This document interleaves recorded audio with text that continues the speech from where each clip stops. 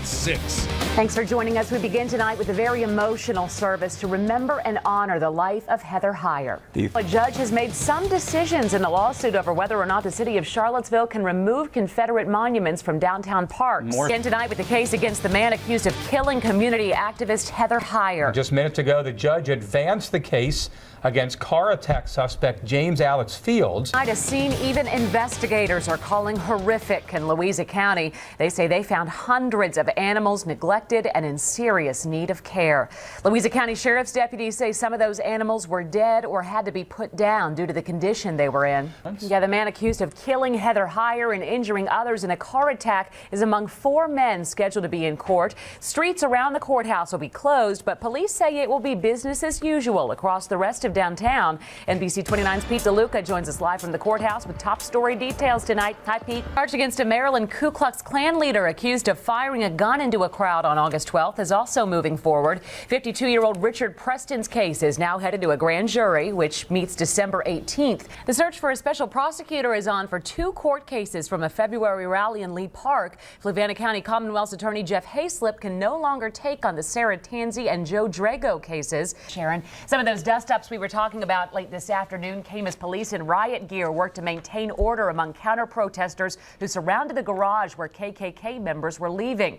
Virginia State Police, Charlottesville Police, and Albemarle County Police were all present. A chemical irritant was thrown by police to clear people from the streets behind Justice Park.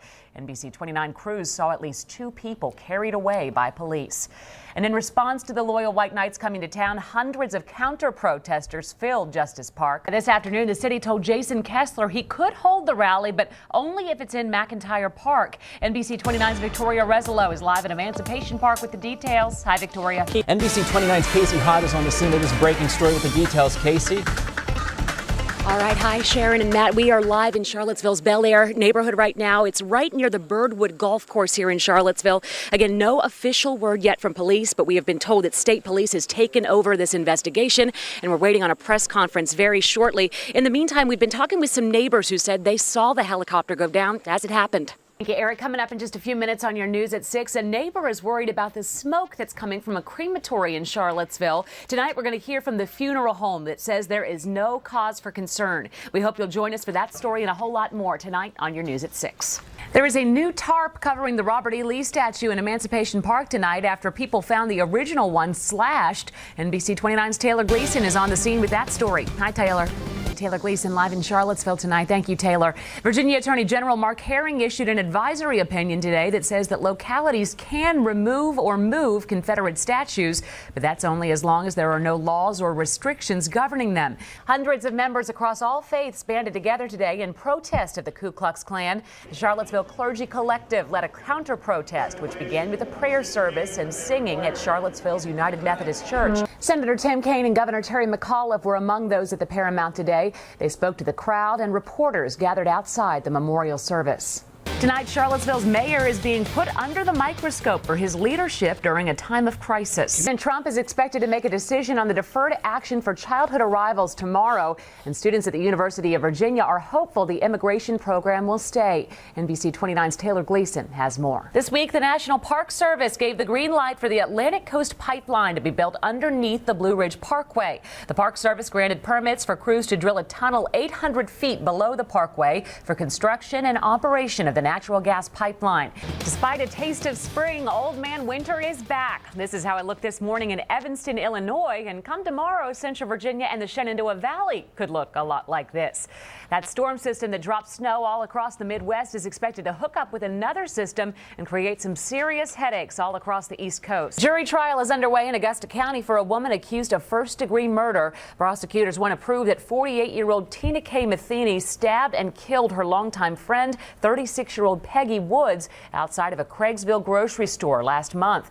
It was caught on surveillance video. Matheny took the stand in her own defense, describing how Woods assaulted her a week earlier, stemming from a property dispute. The man will spend 5 years behind bars stemming from what started as a murder investigation in Waynesboro. 19-year-old Tasheed McCarthy pleaded guilty today to voluntary manslaughter and a firearm charge. All this week, NBC29 has put the parole system under the microscope. The 77-year-old woman who collected hundreds of animals that ended up in deplorable conditions is now facing a series of criminal charges for it. 5 counts so far, and we're told more may be on the way. NBC29's Megan Moriarty joins us in the newsroom with details on that tonight. Megan?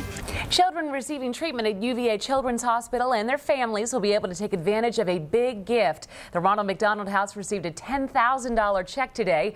Red Shoe Seville presented the check to the house. The donation comes from a fundraiser put on by the Give Back Festivals organization. VDOT crews are pre-treating roads while folks across Central Virginia make sure they have all the necessary supplies. NBC29's Taylor Gleason has a look at all the preparations live from downtown Charlottesville tonight. Hi, Taylor.